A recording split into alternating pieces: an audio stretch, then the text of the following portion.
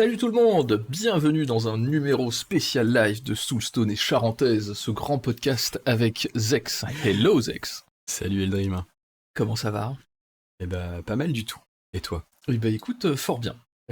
Alors aujourd'hui on propose un podcast un peu café du commerce, c'est-à-dire on a pas mal de petits sujets qu'on avait envie d'évoquer, pas des grands trucs très importants, mais pas mal de petites manières d'appréhender le jeu, de voir le jeu ou de réfléchir au jeu, qui sont parfois tirées d'autres jeux, parfois pas, et en fait c'est plus pour partager un peu des réflexions avec des gens et voir si les gens, ça leur parle ou pas, s'ils ont d'autres manières de réfléchir au jeu, d'autres manières de réfléchir, etc., etc.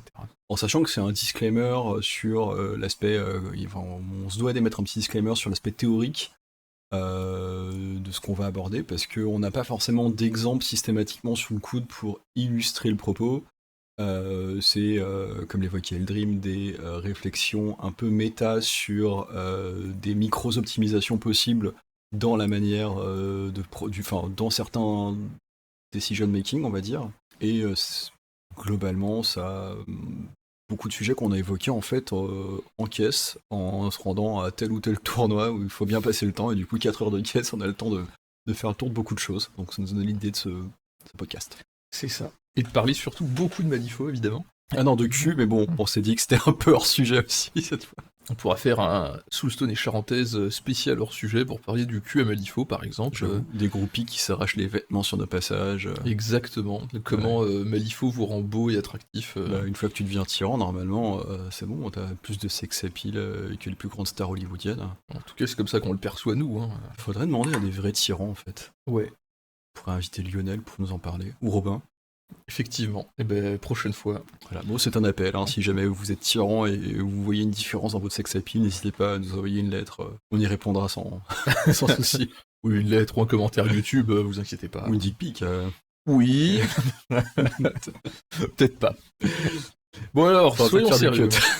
T'inquiète, on peut tout garder, y a pas de problème. De toute façon, c'est un podcast punk. J'avoue. Punk et yinche. Exactement. Je pense que c'est le terme qui te caractérise. Qui caractérise. Ah bah oui, tiens, probablement.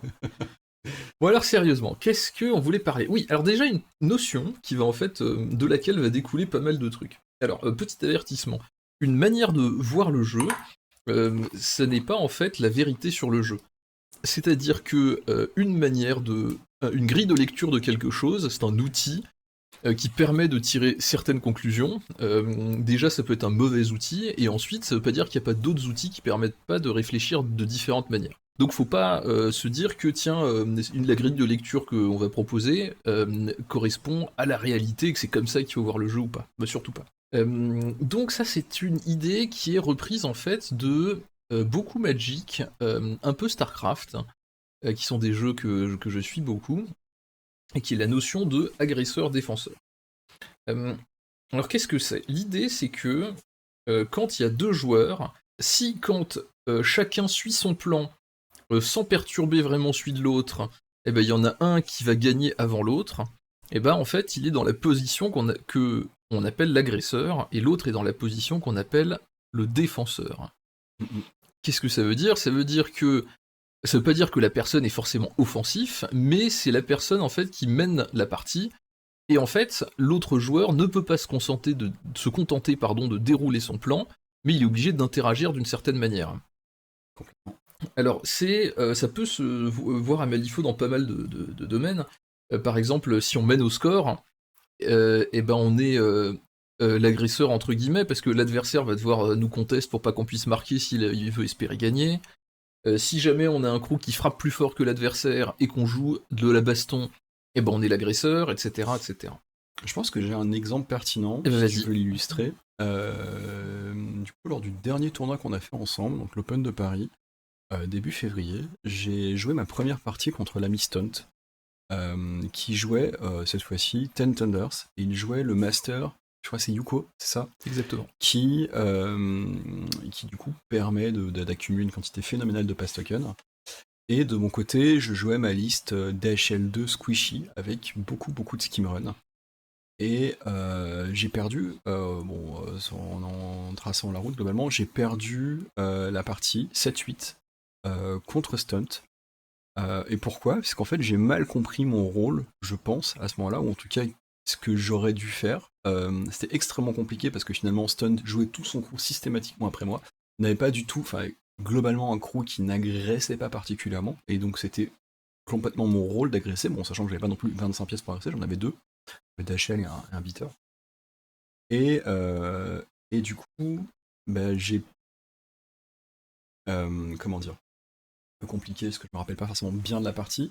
Mais au dernier tour, donc au tour 5, Stunt a pu très facilement m'empêcher de marquer mon dernier point en envoyant une figurine engagée d'HL qui m'a empêché de marquer mon dernier skim, il me semble, le reveal d'un de mes skims. Ou peut-être mon dernier point strat, et ça a terminé sur du 7-8. Et le problème, c'est que toute la partie, j'ai beaucoup hésité à envoyer Dachel parce que son crew tankait relativement bien et que je n'avais pas la force de frappe pour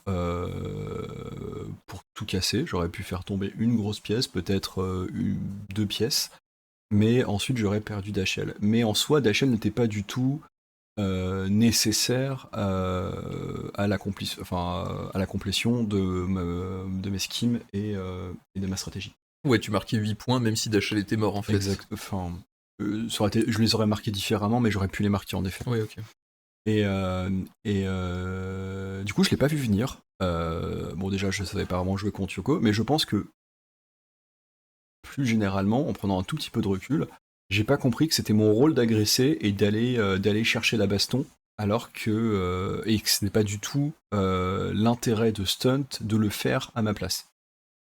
Parce qu'il gardait du coup de la distance, il gardait aussi du contrôle en jouant complètement sur les activations, en activant la totalité de son crew vraiment.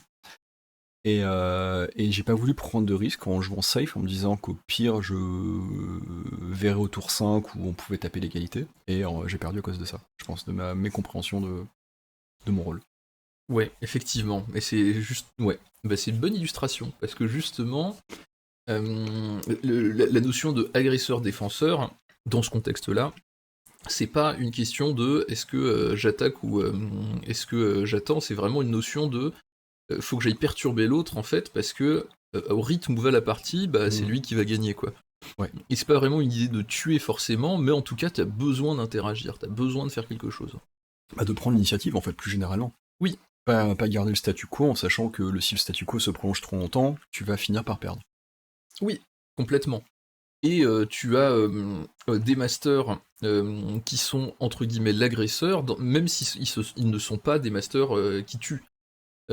Par exemple, j'avais fait une partie récemment sur un vieux scénario qui était Carve Path, et en fait, dans la partie, avec deux Gearlings, et bah, tour 1, avec deux Gearlings et un Carlos, je crois, mes deux strat markers étaient dans la zone de déploiement de l'adversaire quasiment. Et en fait, c'est pas que je lui ai tué, mais c'est que j'ai pris tellement d'avance au scénario que l'adversaire en fait ne pouvait pas juste se contenter de faire son truc normal, il fallait qu'il fasse quelque chose en fait pour changer le rythme de la partie. Complètement. En tout cas, son déroulement. Mais t'évoquais aussi le fait de se mettre en danger dans une certaine mesure, il me semble, par rapport à Exactement.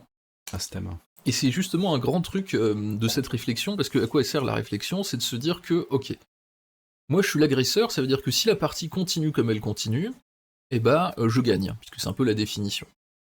Du coup, qu'est-ce que j'ai intérêt à faire? Bah j'ai pas intérêt à prendre beaucoup de risques. Parce que si je prends un truc qui est très risqué, bah, je peux perdre la partie alors que je la menais, et que bah, si je gagne, bah, de toute façon j'étais déjà en train de gagner. Donc c'est pas généralement, hein, attention, dans ton intérêt de tenter des choses avec un grand risque, grande récompense, parce que la récompense est un peu amoindrie pour toi. Ouais. À l'inverse, quand tu es en position de défenseur, ça veut dire que au rythme où va la partie, tu vas probablement la perdre. Donc tu as intérêt à tenter des choses plus risquées. Parce que si tu le fais pas, de toute façon, tu perds. Ouais.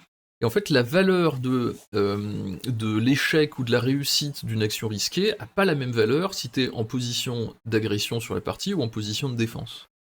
Mais même ça me fait, bon du coup, encore une petite digression, mais juste pour illustrer ce propos, je me rappelle, donc ça fait quasiment 1 an, c'était notre premier tournoi ensemble, à Cholet, mais justement avec l'ami Stunt, encore lui, toujours lui, c'est terrible, notre Nemesis.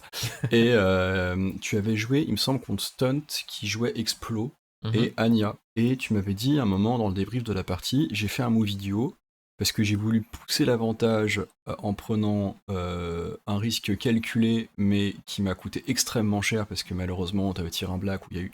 En gros, tu avais tout intérêt à conserver le statu quo avec l'avantage que tu avais en termes de stratégie de skim, et tu as voulu pousser ton avantage, et ça t'a complètement desservi parce que du coup, il y a eu un... Oui, la partie s'est retournée. Exactement. En fait, j'avais Carlos, qui est une espèce de méga skim runner, qui pouvait tuer sans master.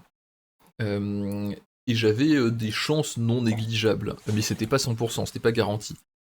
Et en fait, effectivement, il y a eu un problème de Black Joker.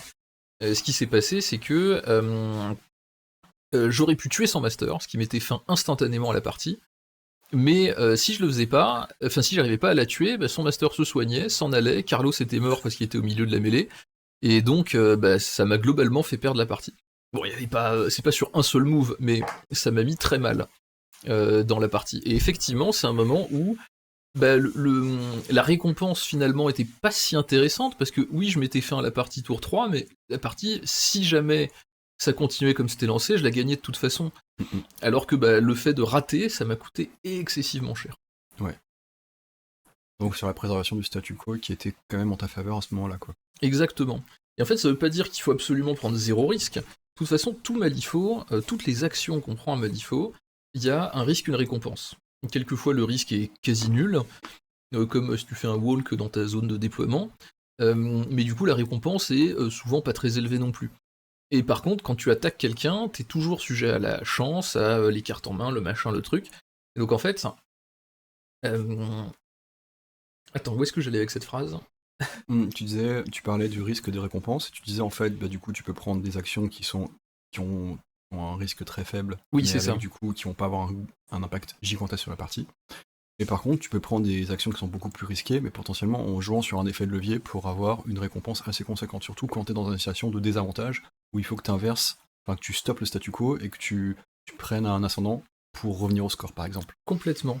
Et en fait, une grosse partie de la chance, entre guillemets, à Malifaux, et d'ailleurs dans beaucoup de wargames en général, c'est vraiment de doser, pour toutes les actions que tu prends, le risque par rapport à la récompense.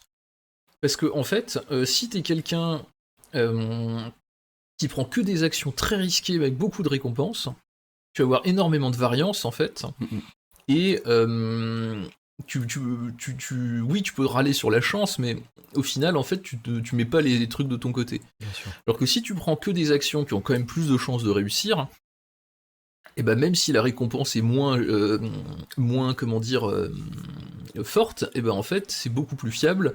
Tu sais ce que tu fais, et t'as moins besoin d'assumer les contre-coups. C'est plus prévisible dans ce que tu fais. Bien sûr, bien sûr.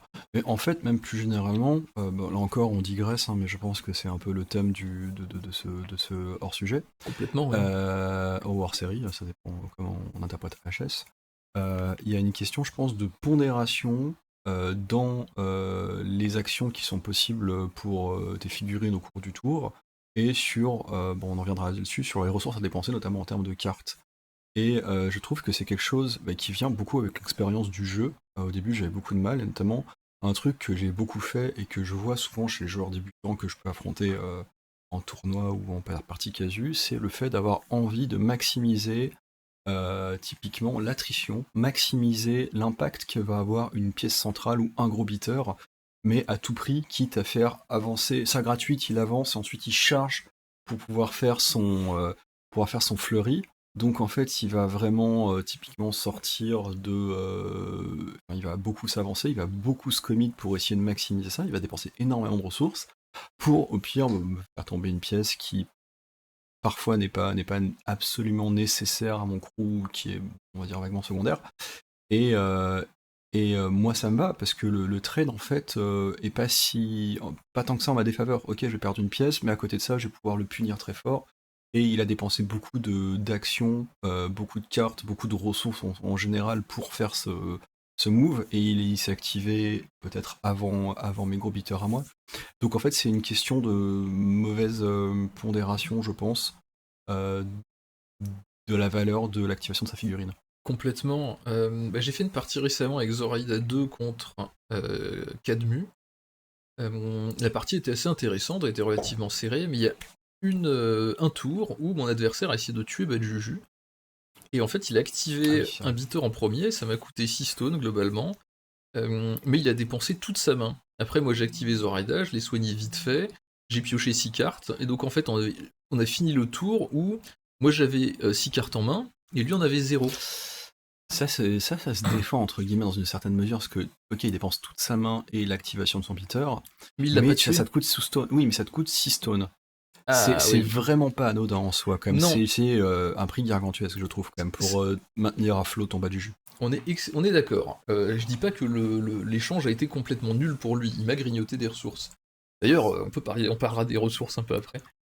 Par contre, ce qui s'est passé, c'est que il a pris un gros risque, et ça s'est un peu retourné contre lui, et en fait il a niqué complètement un tour en ratant Badjuju.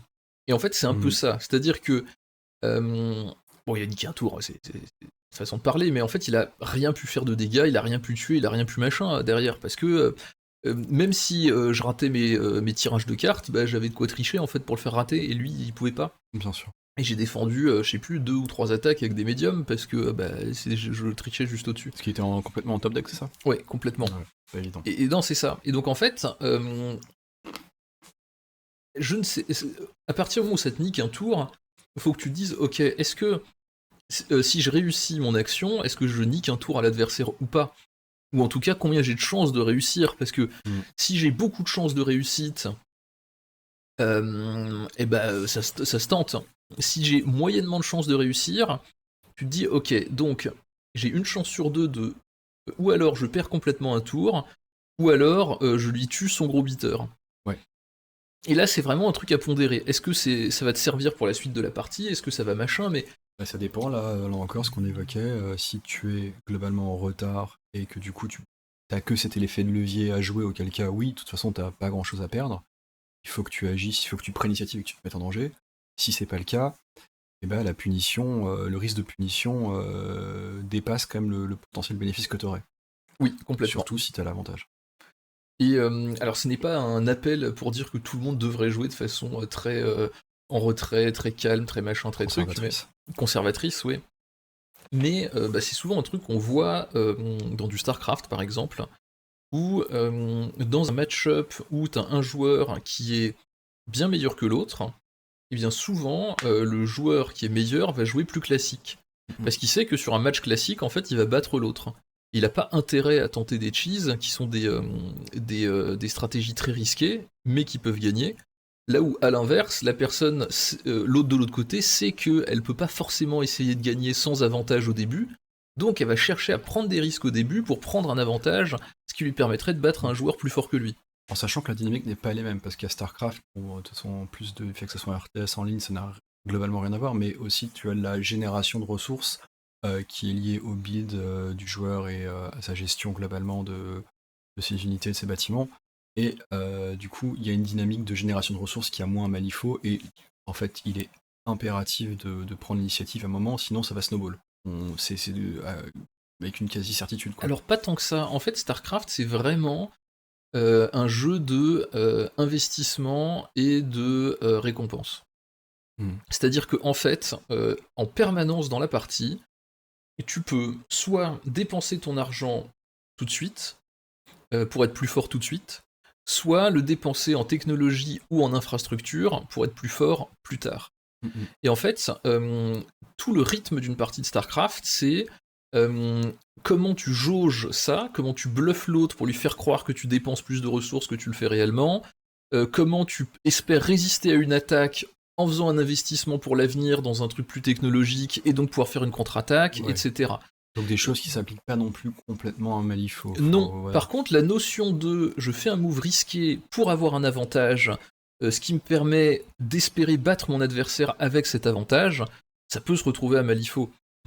Si jamais au tour 1 tu dis ok, moi je sacrifie une pièce pour lui tuer une pièce, par contre moi j'ai perdu un beater, lui il a perdu la pièce centrale de son crew, Eh ben, en fait, c'est un avantage non négligeable que tu te donnes, et bah, si ça passe, tu augmentes tes chances. Si ça rate, c'est la même merde. Ouais. Mais là où à StarCraft, t'as purement le skill des gens qui jouent, à Malifaux, t'as quelquefois la liste, la map, le scénario, tu te dis, ah ok, le mec il a pris une liste qui me défonce complètement, donc bah, c'est forcément lui l'agresseur cette partie, dans le sens où c'est lui qui va dérouler son plan, je vais pas pouvoir faire grand chose, donc j'ai besoin de prendre un avantage à un moment.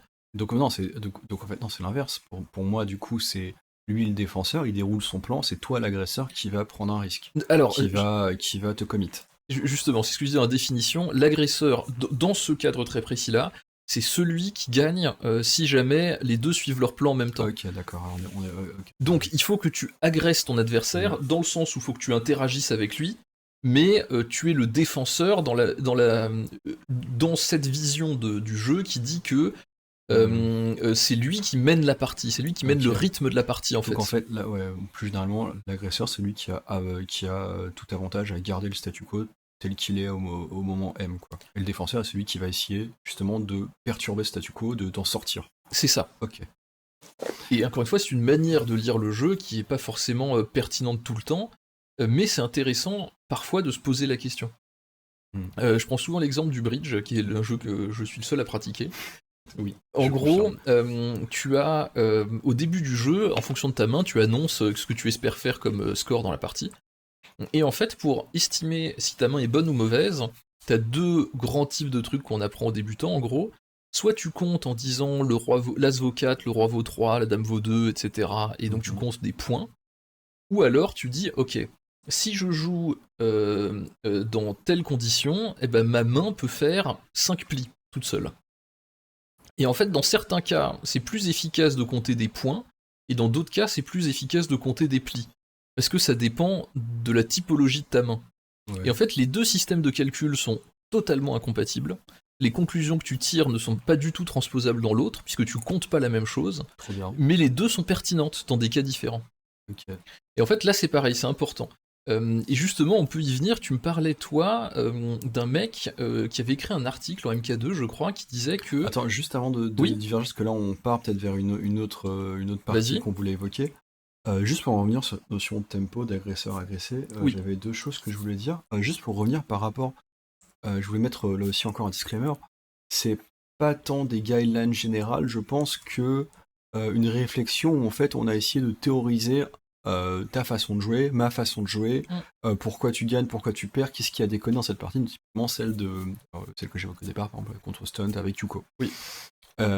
Et je pense que notamment, en grande partie, c'est difficile de juste le théoriser, de l'appliquer tel quel, et ça se repose beaucoup sur l'expérience, sur le fait de parvenir à jauger de la pertinence des actions, là aussi la pondération, sur aussi bien comprendre le gameplay adverse, le master adverse. Moi j'avais pas bien anticipé comment marchait le crew Yuko, et du coup c'est pour ça que j'ai pas compris que c'était mon rôle d'agresser, mon rôle de défendre justement, et de casser le statu quo.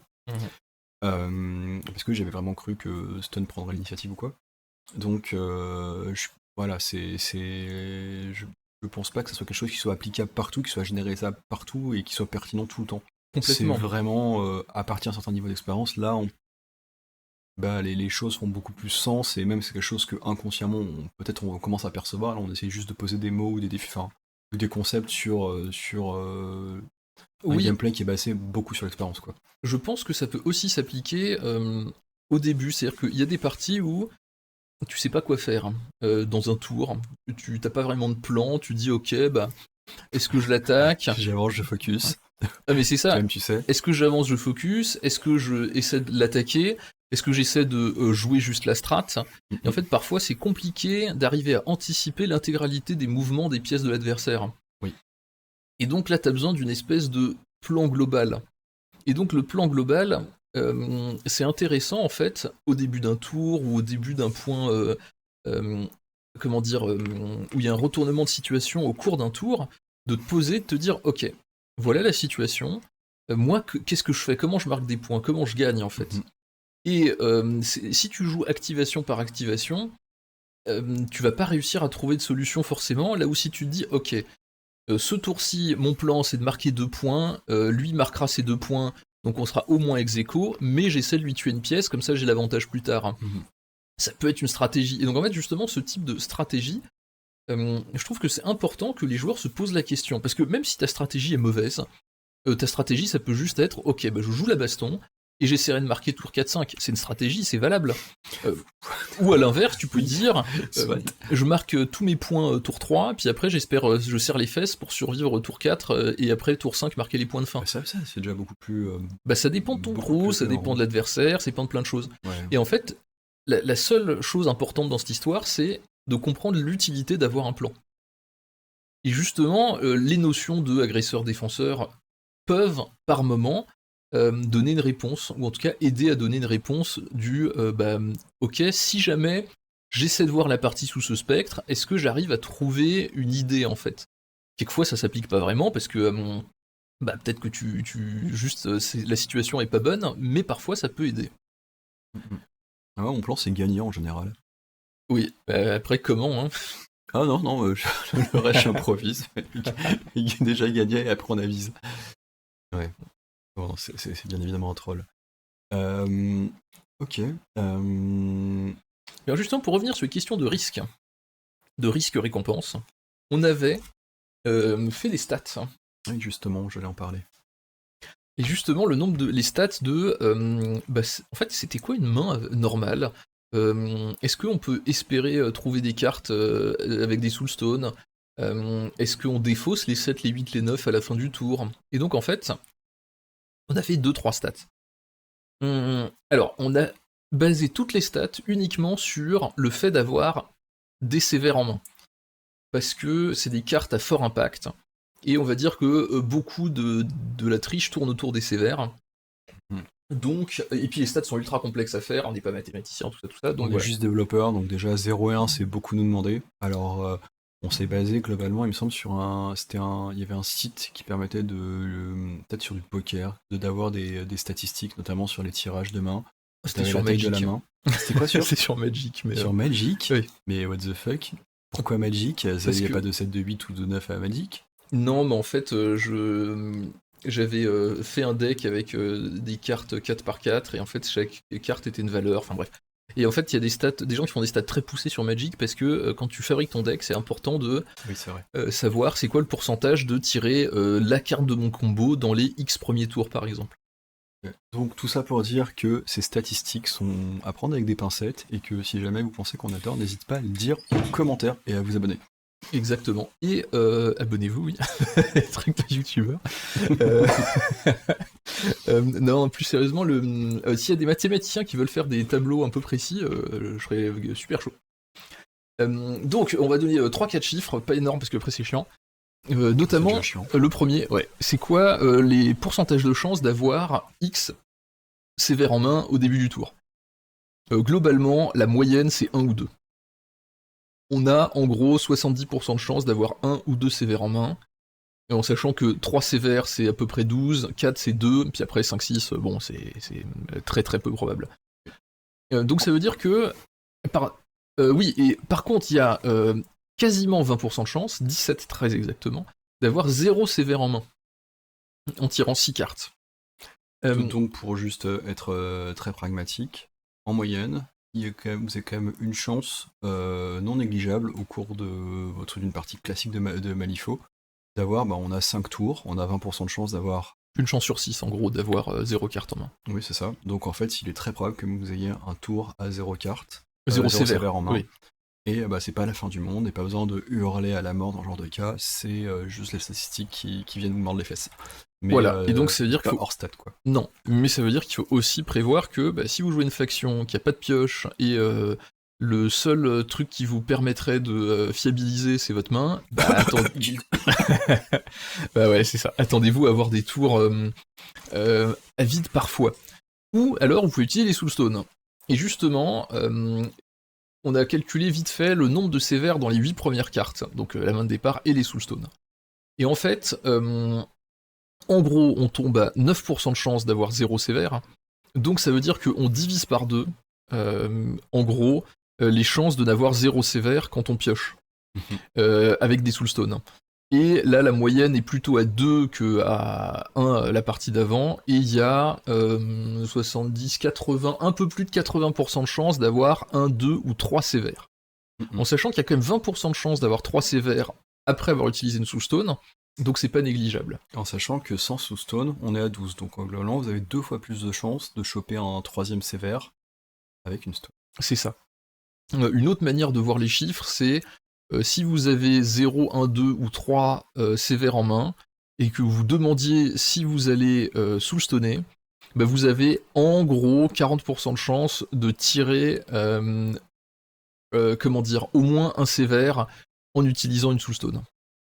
Alors qu'est-ce que ça veut dire? Ça veut dire que bon, déjà, ouais, ça arrive de pas avoir de soulstone malheureusement. Même après soulstone, il y a 5% de chance d'avoir une main sans sévère. C'est pas de chance, mais c'est pas 0, donc ça arrive. Et que, comment dire? Si jamais vous demandez ce que c'est une main normale, la plupart du temps, c'est 1 ou 2 sévères. Quand vous êtes au-dessus, vous avez un peu de chance. Quand vous êtes en dessous, vous avez pas de chance. Ça, c'était le premier truc. Le deuxième, c'est est-ce que ça vaut le coup de discard un 7 ou 8 à un 9? Et ben en fait, statistiquement, c'est rentable que si on défausse un 6 ou un 7. Parce que si on défausse un 8, on a statistiquement un tout petit peu plus de chances de tirer pire que de tirer mieux. Par contre, ça veut dire qu'on a quand même plus de chances de... Enfin, comment dire? Je recommence. Par contre, on augmente en fait les chances de ne pas tirer de sévère, parce que on garde un 8 ou un 9 dans notre main. Donc on pioche une carte de moins pour espérer avoir un sévère. Bah, en fait, le sévère, il sert vraiment globalement qu'à tricher tes blessures. Ou qu'à tricher ton heal. Donc en vrai, ça dépend. Est-ce que tu as besoin vraiment à un moment d'avoir une pièce avec une grille de dégâts qui est très disparate, donc typiquement un truc genre 4-6, et bah là tu es très content d'avoir ton sévère en main si jamais t'as pas de négatif flip. Ouais, si jamais 2, 3, 5 par exemple comme Lucius, t'es content d'avoir des sévères. Exactement. Mais typiquement, si tu n'as pas besoin vraiment de défoncer une pièce ou d'infliger des dégâts sévères à une pièce en particulier pendant ce tour, et tu as un 8 ou t'as des 8 ou 9 en main, et ben ne les discarde pas. Parce que statistiquement, t'auras des trucs moins bien. Exactement. En sachant que un 8, t'as 53% de chance d'avoir pire, et un 9, t'as 60% de chance d'avoir pire. Donc c'est pas... Tirer au moins la même valeur. Oui, exactement, ouais. Donc 60% d'avoir du pire. Ouais, c'est ça. Donc c'est pas des gros chiffres, mais voilà, en gros, vraiment, la question, c'est effectivement, est-ce que j'ai absolument besoin d'un sévère, ou est-ce que ce qui m'importe, c'est la valeur moyenne de ma carte? Parce qu'un 8 ou un 9, ça a de la valeur. Alors ça dépend des crews, mais la plupart du temps, il y a des TN à passer, et en fait, ça permet de mettre l'adversaire en négatif. Un 9 en particulier, ça permet très souvent de mettre quelqu'un en négatif. Parce qu'un 9 à stat 5, ça nous fait 14, ouais. Et un 13 à stat 6, ça fait 19. Donc en fait, c'est suffisant pour le négatif. Complètement. Donc un 9 a quand même beaucoup de valeur. Donc les 9, les jetez pas, je pense, c'est un peu la recommandation. Les 8, bah... Là, ça va dépendre. Typiquement, ça rejoint un petit peu la réflexion, c'est si à un moment, tu as besoin de clutch, et tu dois te mettre en danger, bah là typiquement c'est une micro mise en danger, mais c'est-à-dire que t'espères avoir mieux, t'es pas du tout assuré d'avoir mieux, même potentiellement t'auras pire, mais peut-être que pour agresser t'as besoin d'avoir une très bonne main, donc c'est à ce moment-là où oui, et c'est toujours pareil. Est important, quoi. Exactement, et ça retourne encore autour de la notion de risque-récompense en fait. Tu prends un risque non négligeable, mais t'as une récompense potentielle qui est bah vas-y, je vais te tirer un petit sévère de plus. Autre sujet, toujours stat, c'est la moyenne que tu peux tirer sur un 1, 2, 3 quand tu essaies de soigner quelqu'un ou quand tu utilises une soulstone pour réduire des dégâts ou des choses comme ça. Et ben en fait, il faut savoir que la moyenne c'est 1,6. Et pas 2. Et pas 2, parce que... Longtemps cru. Bah non, parce qu'en fait, il y a moins de sévères que de weak. Bah oui, logique. Et donc, en fait, ce qui se passe, c'est que quand vous utilisez une soulstone, vous pouvez espérer réduire de 1,6 dégâts. Bon, comme ça, c'est pas très parlant. Mais disons que quand tu utilises 2 soulstones, on peut espérer réduire de 3 en moyenne. Donc, mettons que vous avez un henchman, l'adversaire peut taper dedans, vous avez 4 soulstones, et bah, vous pouvez vous dire que, raisonnablement, mes 4 soulstones arriveront à me protéger 6 dégâts. Donc là, typiquement, avec Belle Juju, Potentiellement, t'as réduit 9 dégâts en claquant tes 6 stone au cours du tour. Voilà, en sachant que chaque dégât n'a pas la même valeur qu'un autre, parce que quelquefois il y a des notions de grit, quelquefois il y a des notions de plein de choses. De hard to kill, il y a plein de triggers. Voilà, de hard to kill, des trucs qui font que si tu prends des dégâts, t'as un effet. Donc bon. Donc à pondérer toujours avec le reste du contexte. Exactement. Mais donc par exemple, si jamais vous vous dites que tiens, si jamais genre on me fait 3 dégâts, il me reste 2 points de vie, et vous vous dites tiens je vais soulstone et je vais faire un médium, bah en fait la plupart du temps vous ferez quand même plutôt moins que prévenir 2 dégâts.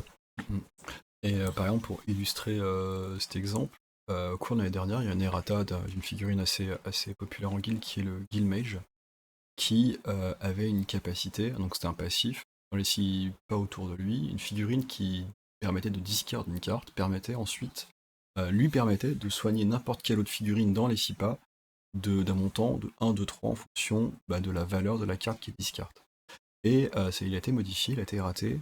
Ouais, aujourd'hui, c'est quelle que soit la valeur de la carte qui a été discard, donc plutôt d'ailleurs discard des cartes weak, ça permettra de soigner systématiquement de 2. Et au début, moi, je m'étais dit, bon, c'est parti sur une moyenne. Non, pas du tout. Donc c'est plutôt un buff, en fait, dans l'absolu, parce que, typiquement, t'as pas envie de discard des bonnes cartes. Et indépendamment de ça, en moyenne, la quantité de heal qu'il va faire sur une partie sera sera à peu près 25% c'est supérieur, ça. Quoi. Alors oui, en tout cas par rapport à quelqu'un qui tirerait aléatoirement. Oui. Imaginons que moi je joue une Silent One, j'ai une action, ça soigne de 1, 2, 3, c'est pareil, je soignerai en moyenne 1,6. Donc ça veut dire que quelqu'un qui a une action qui dit je soigne 2, ce sera en moyenne plus fort que un soin de 1, 2, 3. Du le contexte, si t'as absolument besoin de soigner 3, tu vas claquer ton sévère si t'as l'occasion. Oui, mais là c'est pareil, c'est un peu... Voilà.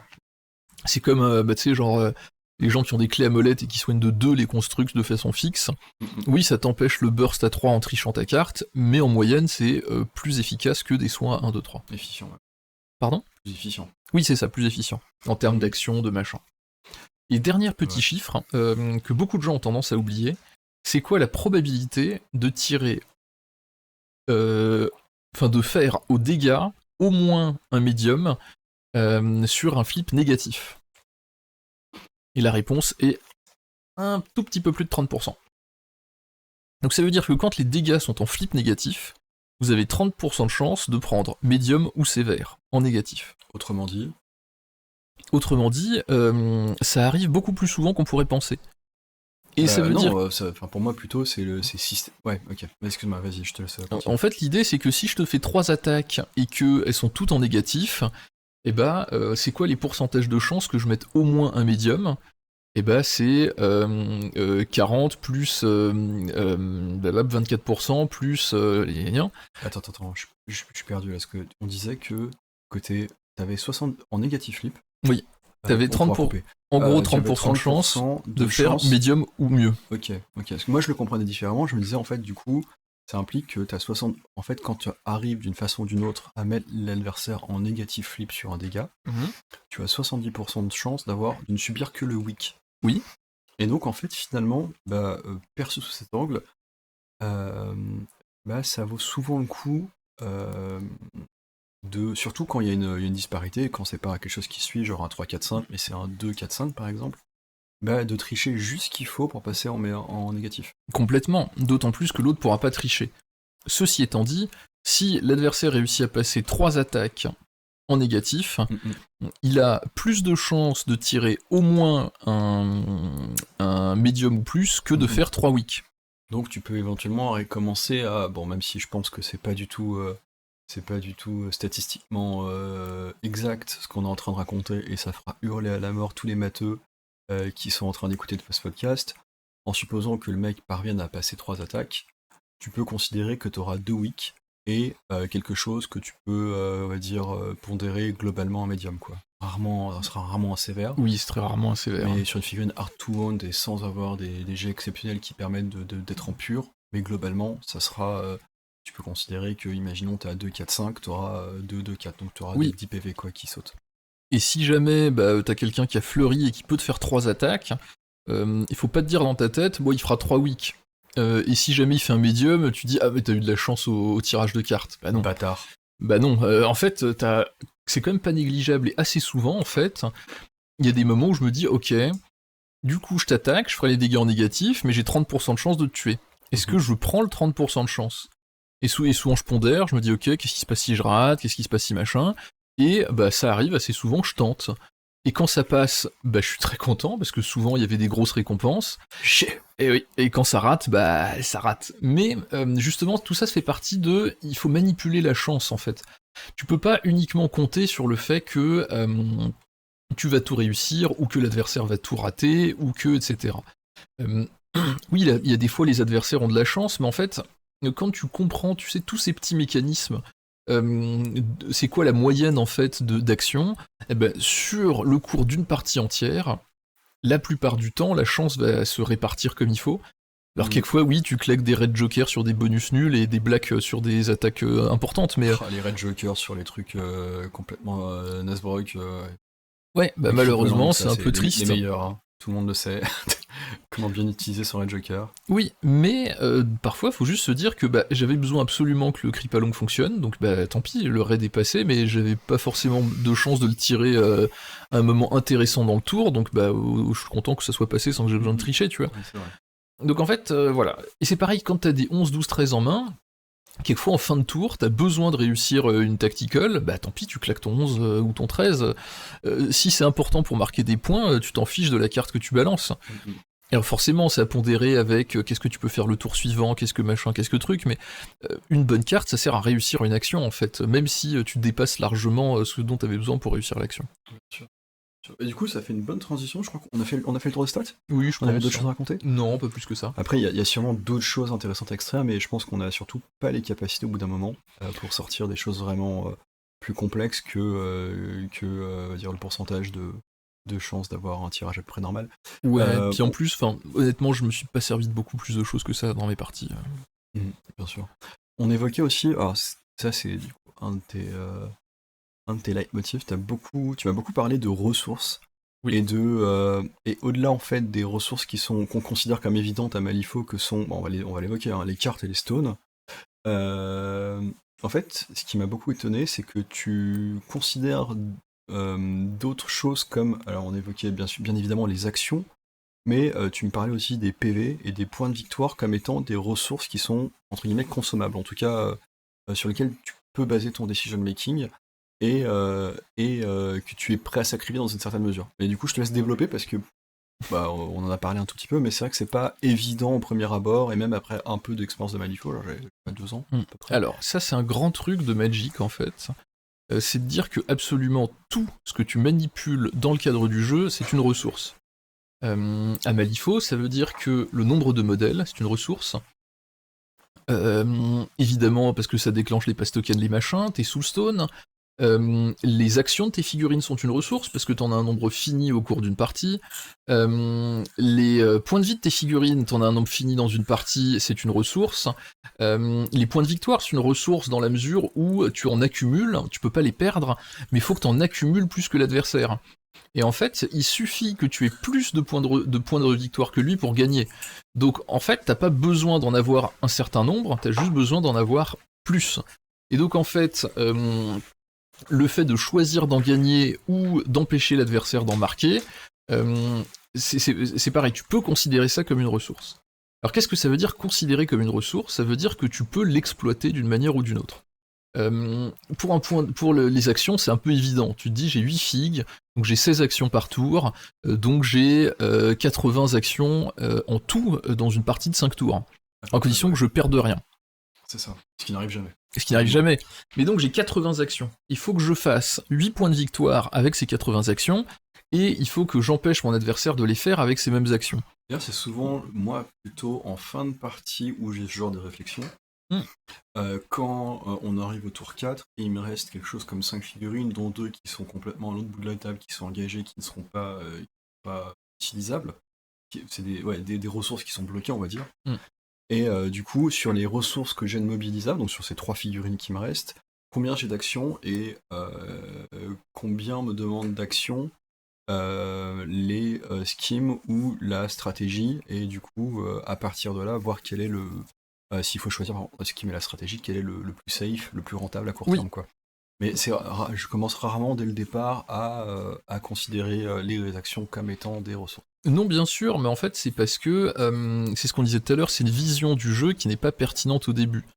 C'est un peu comme si tu essayais de réparer un logiciel en essayant de regarder le microprocesseur de ton ordinateur, ça t'apprendra rien en fait. Tous les jours.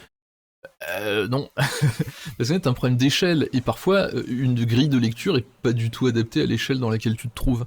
Et en fait, c'est peut-être trop compliqué au début de calculer qu'est-ce que tu vas faire des 80 actions de ta partie, et peut-être pas pertinent, parce qu'en vrai, ça se passera pas comme t'imagines, Et surtout, plutôt il y qu'à a la fin. suffisamment de paramètres à prendre en compte dans une partie classique de Malifaux, Oui, sans s'encombrer l'esprit de 25 autres paramètres et se exactement. cloquer tout seul autour d'eux.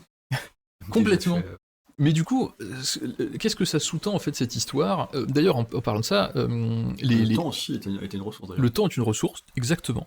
Mm. Et tout ce qu'on va accumuler au cours de la partie, notamment les focus et ce genre de trucs. On prend. En quoi ça s'applique? Ça s'applique et c'est vachement important parce que, à partir du moment où tu as un jeu avec des ressources limitées, une des visions du jeu, c'est de dire que, ok, si en moyenne, chacune de mes actions a plus d'impact que celle de mon adversaire, eh ben, je vais gagner la partie. Si le jeu est équilibré, bien évidemment. Et si le jeu est équilibré et que j'ai fait les bons choix de liste, et que j'ai choisi les bons schemes, Ouais. etc. Mais globalement, c'est un peu ça l'idée. On peut prendre un exemple très classique. Typiquement, en arcaniste, tu as souvent beaucoup d'actions, j'ai l'impression, qui te permettent, via un trigger, via un passif, via plein de choses, de poser des skill markers. En guild, tu as beaucoup moins ça, tu as quelques crews qui sont spécialisés qui permettent d'en poser aussi, mais comparativement, c'est beaucoup moins répandu. Et donc, si jamais il n'y a pas d'agression à un moment, et si on se contente de se tourner autour et de poser des schemes, eh ben je sais que je vais perdre si on joue une stratégie ou justement des schemes où le but c'est de poser des marqueurs partout sur la table. Oui, Donc complètement. t'es plus efficient au global. Et, Alors c'est ça, et justement, là il y a une question intéressante qui est que tes actions à toi ne sont pas, comme elles sont spécialisées, forcément, parce que chaque figurine est spécialisée d'une manière ou d'une autre, ne vont pas avoir le même impact que les miennes. Si t'as un beater, son attaque va avoir plus d'impact que un interact. Ouais, complètement. Là où c'est pas forcément vrai pour d'autres personnages. Et l'idée, en fait, c'est de voir le jeu purement d'un point de vue échange de ressources. C'est-à-dire, tour 1, je fais un setup de tout mon crew, et ça me permet de mettre 2 focus et fast à 2 beaters. Les 2 beaters chargent, et ils défoncent un peacekeeper à l'adversaire. Qu'est-ce qui a été échangé, en fait? Là, tu peux dire, ah ouais, j'ai perdu un peacekeeper pour rien. En fait, c'est pas vrai. T'as perdu un peacekeeper contre un setup colossal de tour 1, Sur une action de master en général pour donner du focus ou du fast ou du machin, ouais. du setup des actions de autres membres du crew qui ont poussé, focus, machin, etc. Du coup, c'est des actions que l'adversaire ne dépensera pas pour marquer ou pour avancer ou pour machin. Généralement, les setups tour 1, tu peux pas les refaire facilement, tour 2, 3, etc. Et donc en fait, ce que tu as échangé, c'est pas uniquement une pièce, c'est avoir une vision beaucoup trop réductrice en fait de ce que sont tes ressources. Et en fait, ça arrive souvent que quelqu'un fasse une grosse alpha, il envoie un beater dans tes dents, limite il te master kill tour 1 ou au début tour 2, et en fait il perd la partie quand même. Parce qu'il y a des coups cachés qui sont pas évidents à voir. Et que tout ce qu'il a dépensé à faire quelque chose, c'est quelque chose qu'il n'a pas dépensé à faire autre chose qui lui servira peut-être pour le scénario, le machin, etc. Ouais. Je me souviens d'une réflexion que tu avais eue il y a peut-être 1 an et demi. Donc moi j'ai repris Malifaux, on va dire début 2023, fin 2022 globalement. Et tu m'avais évoqué, enfin mi-2022, mais bon c'était un peu en dilettante. Je me souviens que j'avais eu des parties où qui s'étaient terminées en défaite, donc on faisait un peu un débrief. Et tu m'avais dit non mais c'est pas du tout grave ce qui s'est passé. Là typiquement t'as perdu une pièce qui avait une importance relative, mais tu l'as échangé contre des actions de master. Et en fait, j'avais pas cette capacité je prenais pas de recul. Moi, j'étais juste dégoûté d'avoir perdu ma pièce. Tu m'avais dit non, c'est fair en fait, parce que du coup, là, le master, il est allé, soit il a fait du support pour aller péter la gueule de ta pièce, soit il allait lui péter la gueule directement, via un tir, via une action de corps à corps, qu'importe. Mais et ben en fait, c'est une ressource colossale que ton adversaire a échangé contre la mort de, de ta pièce. Et c'est pas tant en ta défaveur que ça. Et j'avais du mal à le percevoir immédiatement, ou en tout cas, intuitivement, je l'avais pas aperçu avant qu'on en parle. Et ça permet de reprendre du recul et de remettre les choses en perspective, et notamment de mieux appréhender l'échange qui est en train de se passer au cours de la partie. Complètement. Et faut savoir qu'il y a des factions qui sont très très douées pour ça. Arcaniste en particulier, et une des factions la plus offensive du jeu dans ce cadre-là, très précis, parce qu'on a une capacité de projection colossale, on n'a pas de support pour buffer nos unités, mais généralement on n'en a pas besoin parce qu'on a des unités ultra spécialisées, très douées à faire un truc. Et en fait c'est souvent facile de propulser une pièce, et si t'as une bonne main tourin, tu fracasses une unité de l'adversaire qui peut pas y faire grand chose. L'exemple le plus parlant étant Kairis 2 que beaucoup de gens connaissent et ont appris à craindre un peu parce que... oui, mais ça arrive souvent que Arcaniste tue une grosse pièce tourin, mais après il galère à gagner. Parce que tout ce que t'as projeté ta figue, c'est des actions que t'as perdues pour le scénario, pour le machin. Alors on s'en sort parce que nous on a effectivement énormément d'actions bonus qui sont en fait des troisièmes actions, qui soit posent des schemes, soit poussent les alliés, soit nous poussent nous-mêmes, soit plein de choses. Et donc en fait nous ça nous permet de suivre derrière une alpha très forte. Mais par contre, genre Tell Thunder, ce que j'ai joué, a pas du tout ça. Et en fait, ça m'a énormément perturbé parce que chaque déplacement que tu fais ou que tu ne fais pas sur la table a infiniment plus d'impact. Parce que si une figurine, tu te contentes de dire ok, j'avance, je focus, en Arcaniste, tu génères une ressource qui te coûte pas très cher parce que le déplacement est facile, en Ten Thunder, c'est pas du tout le cas. Et donc en fait, ton focus a pas du tout la même valeur en Ten Thunders qu'en Arcaniste. Et en fait, justement, il y a une question de arriver à estimer en fait quelle valeur ont tes ressources en fonction. Un contexte particulier. Oui, en fonction de ce que tu fais ton crew, en fonction de la map, en fonction du crew adverse. Supposons que tu as une figurine qui a une aura qui empêche l'adversaire d'avoir des demises par exemple, et il joue que des demises. Chaque point de vie de cette figurine a pas du tout la même valeur qu'un point de vie d'un minion en fait. Bien sûr. Donc en fait, il y a vraiment une notion de ok, il faut que tu repères c'est quoi tes ressources, et que tu arrives, alors malheureusement il n'y a pas de science, mais à estimer qu'est-ce que tu dépenses comme ressources par rapport au gain et par rapport au risque que tu prends, et à l'inverse, qu'est-ce que le positionnement de tes troupes fait dépenser à l'adversaire. Tu peux dire ok, je mets quelqu'un, une figue fragile, je l'avance, elle est à portée de walk charge d'un adversaire, mais de toute façon, faut bien que je l'avance, et en vrai, si l'adversaire est obligé de walk charge pour l'avoir, il va engager beaucoup plus de choses que moi. Et c'est pour ça que des petits minions, en fait, qui obligent l'adversaire à envoyer une figue plus grosse pour le gérer, ce sont des minions très forts. Parce que ça veut dire que moi j'ai engagé 5 points de figurine, l'adversaire en a engagé peut-être 8. Et donc si on fait que ce genre d'échange dans la partie, c'est toujours pareil, j'ai un avantage. Un petit avantage, mais qui peut s'accumuler avec d'autres choses. Mais du coup, ça me fait penser à un exemple que je vais utiliser là pour illustrer, je pense, un peu le propos général. Du coup, j'avais fait une première partie contre toi avec Kairis 2 au tournoi de Cholet, et tu m'avais déboîté parce que je ne savais pas jouer contre le groupe, parce que je découvrais le master, parce que beaucoup de choses, et parce que je crois qu'on était en 3e ou 5e game, donc on était un peu rincé déjà. C'est 4e, je crois. 4e. Ah, donc en fait, j'ai aucune excuse. On va dire que j'ai bu la veille, et du coup, le public sera tolérant.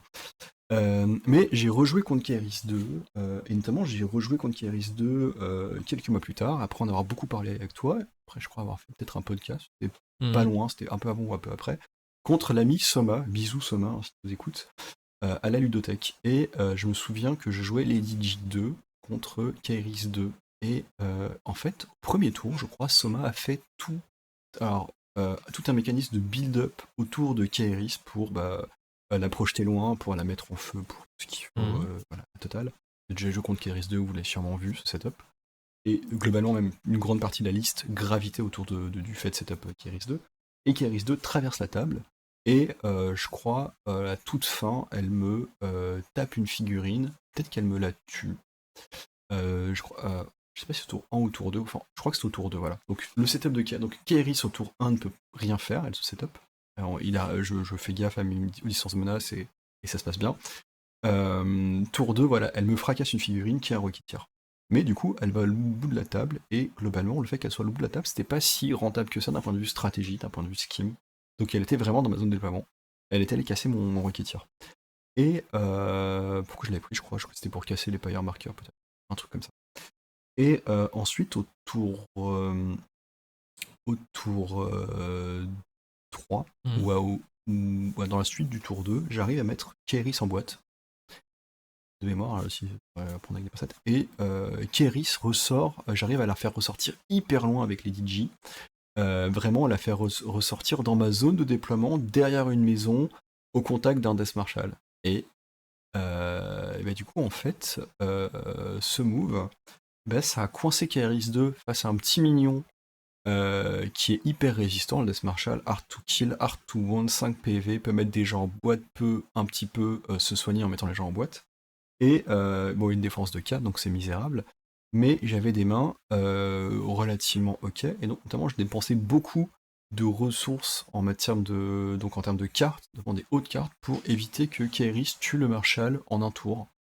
Et elle n'y est pas arrivée. Et en gros, Kairis a perdu 2 tours, je crois, jusqu'au tour 5, à vivre sa vie à l'autre bout du monde contre un petit Death Marshal de merde, à se faire mettre en boîte, du coup moi je dépensais ma main notamment pour survivre, et c'était un trade qui était colossal, parce que à la fin elle a tué le Death Marshal, je crois que j'ai peut-être même dû envoyer peut-être un deuxième Death Marshal, mais en gros c'était un trade que j'étais complètement prêt à faire, il n'y a pas de souci, mon premier Death Marshal meurt, le deuxième meurt, ça fait 10 points qui sont jetés à la poubelle, c'est pas grave, parce qu'en fait Kairis n'a pas eu d'incidence en dehors de ça sur la partie, et j'ai dépensé plein de ressources, j'ai dépensé une partie de mes hautes cartes de ma main pour le faire, mais Kairis n'avait plus d'impact. Et pourquoi on parlait de ça? On parlait de ce qui est des ressources, globalement de la valeur comparative des actions d'une figurine par rapport à une autre, et aussi de simplement des ressources en termes de setup qui impliquait Kairis, et en termes simplement moi aussi mes ressources que je dépensais bien volontiers qui étaient mes cartes. Oui. Et en fait, il y a vraiment une notion d'impact. Il faut en permanence que chaque action de ta figue ait de l'impact. Et il faut qu'elle ait de l'impact proportionnellement à l'importance que la pièce a dans ta liste. L'impact que a un mignon à 5 points, il est globalement faible, en tout cas de ce que tu attends de lui. Et donc en fait, chaque fois que tu échanges des actions de Death Marshal contre des actions de Master, qui plus un Master dont une partie de la liste tourne autour, une grosse partie là. Oui, c'est ça. En fait, là, les actions de Kairis n'avaient que peu d'impact, et les tiennes aussi, mais tu t'en fous parce que la valeur des pièces n'était pas la même. Donc effectivement, t'es ultra gagnant. Et c'est pareil, un Peacekeeper, en fait, t'as besoin qu'il fasse des choses, et s'il fait rien, et ben en fait, c'est un trou dans ta liste. Et c'est justement ce qu'on discutait par moment. Et tu sais, je disais, bah oui, mais si Kairis n'arrive pas à tuer, bah en fait, elle est nulle. Tu me disais, bah elle est pas nulle. En fait, c'est pas qu'elle est pas nulle, mais c'est que si tu n'arrives pas à avoir de l'impact avec une pièce et t'as la tiers de ton crew qui tourne autour, bah en fait, d'une certaine manière, c'est un tiers de ton crew qui sert à rien. Surtout que sur son, c'est plus que le tiers du crew, hein, pour... je sais. C'est une vingtaine de points en général. Hein. En fait, les pièces servent à autre chose, donc c'est difficile à dire. C'est vraiment un podcast normalement à chaque fois, ça dépend du contexte, et c'est oui et non les réponses. Oui, parce que justement, là c'est un podcast où on dit aux gens, voilà comment nous on se pose des questions, mais ça veut pas dire qu'on apporte des solutions. Moi j'ai pas de science aujourd'hui pour analyser une partie, le jeu, le machin, parce que j'ai pas assez d'expérience dedans, je pense, et j'ai pas réussi à théoriser jusque-là. Est-ce que c'est théorisable là? Peut-être, peut-être pas. Robin a beaucoup de théories assez intéressantes. Qui ça? Robin. Qui théorise pas mal, et lui aussi est un gros joueur enfin en tout cas un gros amateur de StarCraft et de Magic je crois, mais je suis pas sûr pour ça. Non, il jouait pas à Magic lui, c'était d'autres. Ok, bah écoute, c'est Robin pour un sujet sur l'analyse de la méta-analyse sur il y a des trucs à dire, ouais, et en fait, c'est pareil, c'est vraiment, pour moi, les trucs importants, c'est quand je joue vraiment des questions de menace, d'impact, et de dépenses de ressources. Et c'est essentiellement comme ça que je vois le jeu. Et c'est par exemple, tu vois, quand tu te dis, tiens, est-ce que je triche ma carte pour protéger mon mignon? Mais c'est-à-dire tu vas dépenser une ressource pour quoi? Une figue qui aura peu d'impact, ou est-ce que tu espères la garder plus tard pour une figue qui aura un plus gros impact? Quelquefois, faut juste te dire, ok, est-ce que sauver mon mignon à 5 points, ça vaut le 13 que je vais tricher? Parfois oui, parce que c'est ton seul steamrunner de ta liste, et tu auras l'air très con. Parfois non, et en fait, faut juste accepter la perte en te disant, c'est des ressources que l'adversaire a pas mis autre part, en fait. Bien sûr. Moi, j'aimerais bien revenir sur une des ressources qu'on n'a pas beaucoup évoquées, qui est le temps. Oui. Et sur laquelle je suis très très mauvais en gestion. J'essaie de m'améliorer maintenant quand je joue, mais déjà j'étais très mauvais à l'époque de War Machine, où je suis un joueur qui joue beaucoup dans la précipitation, c'est-à-dire que j'ai tendance, si je me force pas, à faire un tour, alors le 1 c'est rapide, mais un tour 2 et un tour 3 extrêmement long, parce que je vais me poser à un moment en essayant d'obtenir, d'arriver à une sorte de décision que je considère optimale. Et je sais que ça c'est un gros point faible, parce que souvent je le regrette, notamment au tour 4 et 5, ça m'est arrivé plusieurs fois de me mordre les couilles à cause de ça, et notamment de devoir jouer le tour 4 et 5 dans la précipitation la plus absolue, en sachant que genre il me reste typiquement 12 minutes au début du tour 4, donc je sais que dans le meilleur des cas j'ai 6 minutes par tour, et qu'à un moment je me cloque, et donc j'ai perdu une partie lorsqu'on était allé à Dijon, j'avais perdu notamment contre Kalitika. Contre Robin aussi, je crois, tu t'étais clock. Oui, non, Robin, mais Robin, je m'étais très largement clock, je découvrais ma liste, je découvrais la sienne, c'était la fête de la saucisse, j'étais fatigué. Mais contre Kalitika, où genre il avait, il me semble, 4 minutes de plus que moi, je me suis cloqué, et en fait, ces 4 minutes ont fait toute la différence, et il avait un confort de jeu, notamment en pouvant jouer sur ce... Peut-être même moins, c'était peut-être genre 3 minutes, on était très très proche niveau clock. Mais tout s'est joué là-dessus, notamment. Et donc c'est quelque chose, et en fait je me dis aussi, notamment dans le decision making, quand tu dis bah tiens là je suis en train d'évaluer sur la pertinence de tricher ma dernière carte par rapport à l'efficience qu'elle pourrait avoir à un autre moment, soit au tour prochain, soit plus tard dans le tour, et ben en fait tu es toujours en train de consommer cette ressource qui est le temps, et ça c'est quelque chose qui demande une certaine rigueur dans l'utilisation de cette ressource, sur le fait parfois aussi en tout cas moi c'est de plus en plus j'essaye, notamment pour les décisions qui sont pas impactantes, de me dire ok, c'est pas la décision le plus optimale, pas le choix le plus optimal, mais de toute façon j'y accordais que 10 secondes à ce choix, et c'est pas grave, et il faut que je joue, parce que sinon en fait la conséquence de ne plus avoir de temps au tour 4 et 5 sera bien pire que la conséquence de faire un choix qui n'est pas le plus optimal à l'instant T. Complètement. Et ça, t'as très raison, c'est-à-dire tu ne peux pas te permettre de faire ça. Et parce que le temps, c'est super important. En fait, c'est quasiment la ressource importante derrière les points de victoire, quoi. En tout cas en tournoi, ou quand on l'utilise. Et en fait, oui, il y a le temps en fait de jouer en tournoi largement. Par contre, ouais, c'est vrai que tu peux pas te permettre de dire pour chaque action de chaque figue, je vais prendre mon temps et réfléchir au truc optimal, effectivement. Quelquefois, ça a trop peu d'impact, et c'est une ressource que t'as besoin d'économiser dans une certaine partie. Ouais, mais c'est contre-intuitif de se dire à un moment, c'est un jeu de figurines avec des choix qui sont impactants, et je décide en pleine conscience de ne pas m'accorder la réflexion nécessaire à ce choix, et de faire une connerie. Je le sais, je fais ma connerie rapidement, mais moi je la fais rapidement, quoi. Bah ouais, c'est ça. Surtout que tu as certains crews, certaines factions, certains machins, dont le but est de faire ça. Le but est de faire quoi ? De perturber l'adversaire. Oui, bien sûr. Dans un match de StarCraft, en fait, les joueurs pro à un certain niveau, on a l'impression qu'ils jouent parfaitement. Sauf qu'en fait, ils ont une capacité d'attention limitée. Et en fait, il y a énormément de choses qui se jouent sur moi je fais une action qui me demande peu d'efforts, mécanique et mental, mais qui va en demander à mon adversaire plus pour se défendre. Parce qu'il aura besoin de sélectionner plus d'unités, de faire des réflexions, des machins, des bidules. Et en fait, tu joues sur l'attention d'un adversaire. À Malifaux, tu as des crew control qui posent des problèmes à l'adversaire, et l'adversaire doit subir et réfléchir à comment est-ce que je m'en sors. Et en fait, genre une Rasputina, genre Arcaniste en général est fort pour poser des problèmes, et c'est pour ça qu'en fait on est une des factions les plus offensives, pas forcément parce qu'on a ce qui tape le plus fort, mais parce que souvent on a une capacité à poser des problèmes très importantes, et l'adversaire est un peu forcé d'y répondre. Mais ça, c'est vraiment un truc pour moi qui définit notamment ta façon de jouer, parce que tu es un joueur qui met une pression très très très très forte, très rapidement, et un peu tout le temps. Et en tout cas, moi, parmi les différents adversaires contre lesquels j'ai joué au cours de ces dernières années, eh ben, je retiens beaucoup ça dans tous tes crews. C'est un truc que tu aimes bien parce que notamment ça te donne tout de suite un ascendant au niveau de la game parce que c'est l'adversaire qui est dans la réaction. C'est à lui de se placer en fonction de respecter les distances de menace, de gérer les risques qu'il va prendre parce que tu poses un problème et c'est lui qui va décider en fonction de son placement des risques qu'il accepte de prendre et éventuellement des pièces qu'il est prêt à perdre. Et en fait, ouais, tu capitalises beaucoup sur les erreurs de l'adversaire. Exactement. Et toi, ça te permet de déployer ton gameplay sans...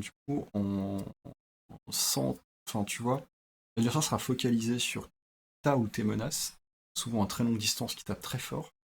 Et toi, à côté de ça, tu n'as pas à prendre en compte, notamment, globalement, tu joues beaucoup plus vite que moi, et en général, je trouve que tu joues pas mal plus vite que cet adversaire. Et tu peux focaliser aussi ton attention, ta concentration sur d'autres choses. Oui. Et en fait, il y a un truc, un autre concept vachement important qu'on n'a pas évoqué, c'est le fait de mettre de la pression. En fait, c'est un peu dans la continuité de tout ce qu'on a dit avant. Prends une partie de LoL, qui est un jeu que tu connais pas beaucoup, j'imagine. Non. Ok, en gros, tu as 3 voies sur lesquelles tu peux avancer jusqu'à arriver à une base adverse. Oui, non, je connais quand même au moins la base. Voilà. Non, Supposons que tu sois quelqu'un qui soit très près de la base ennemie en train de taper un objectif. Si tu fais ça à bas niveau, en fait, tu vas avoir plein d'adversaires qui vont te sauter dessus. Et en fait, ces 5 adversaires, ils vont te tuer, mais dans une vraie partie, tu auras échangé ta mort, qui n'a pas beaucoup d'importance forcément, contre un autre objectif que tes 4 alliés seront libres d'aller récupérer comme ils veulent, parce qu'ils n'auront pas de contestation. Ouais. Et en fait, ça veut dire que les adversaires ne peuvent pas se permettre, dans une vraie partie, de venir te chercher à 5 contre toi. Parce que tu as une pression qui est mise par tes alliés. Et en fait, ça, c'est très très très important. Dans une partie de Malifaux, quand tu as des choses qui posent beaucoup de problèmes à l'adversaire, il est obligé de les prendre en compte, de se focaliser dessus. En tout cas, je parle pour ma faction arcaniste. Et ce qui fait que derrière, les autres personnes ont le champ libre en fait de faire ce qu'ils veulent. Exactement. Tu vois, un Carlos par exemple, il est dur à choper parce qu'il a Butterfly Jump. Il a aussi d'autres trucs, non?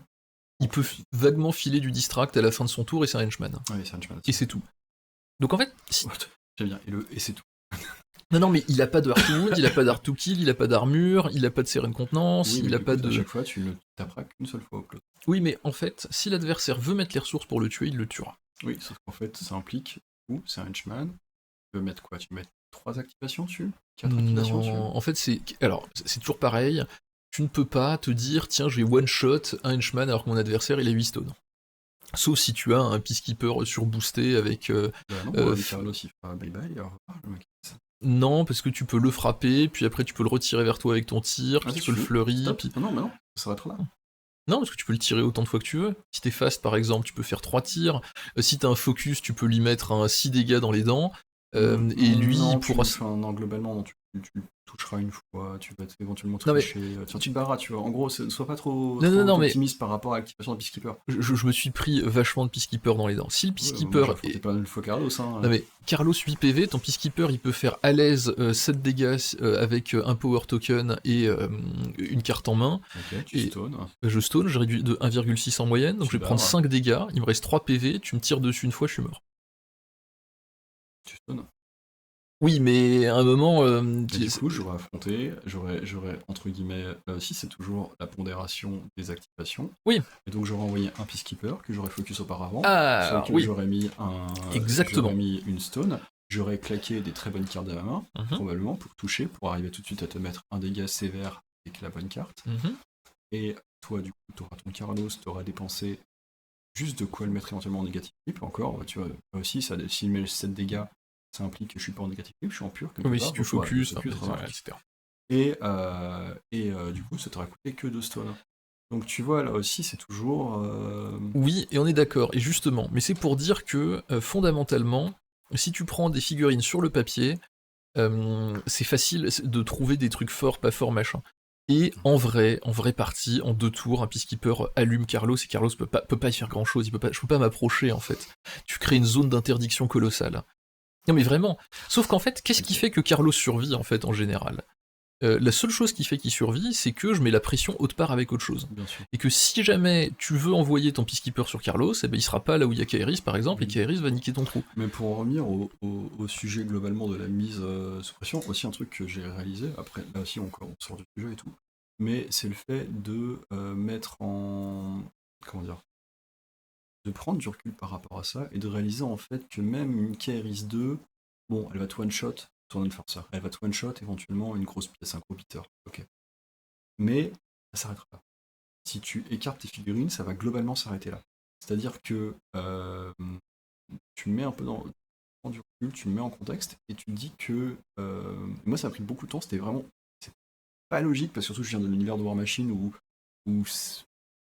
globalement au niveau de l'historique du wargame ça marche pas du tout de la même façon. J'accepte de perdre cette pièce au profit de ne pas être derrière au niveau de la strat, de pouvoir avancer mes figurines, de pouvoir notamment menacer et contrer ton gameplay, contrer tes schemes, contrer tes interacts et aller taper tes scheme runners. Mais oui, je me prendrai Kairis et je le prendrai une fois si je joue bien.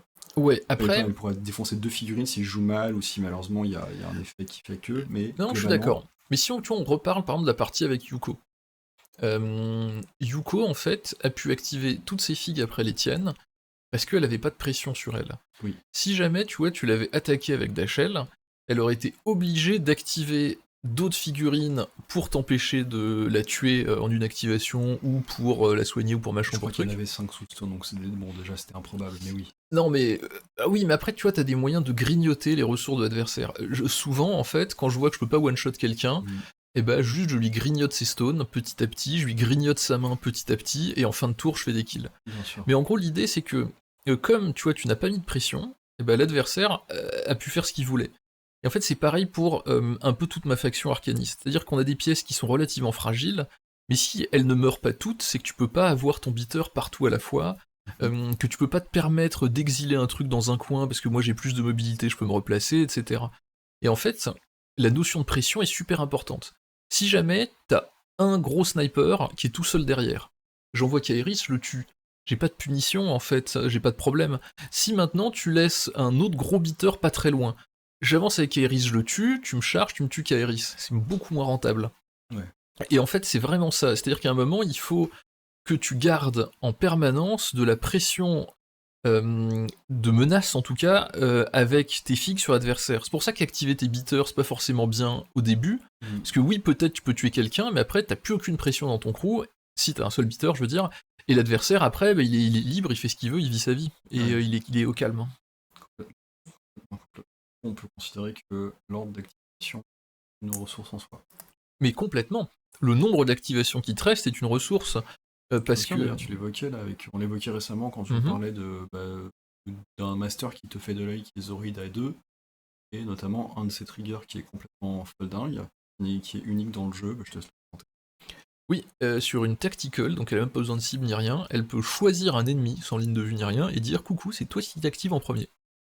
Et c'est vrai que je pense que c'est pas évident de voir la puissance de ce trigger quand tu débutes le jeu. Non. Ça demande pas mal d'expérience, mais effectivement, je trouve ça colossal comme effet. Alors il y a des cas où ça ne servira pas, mais quand c'est bien, c'est trop bien.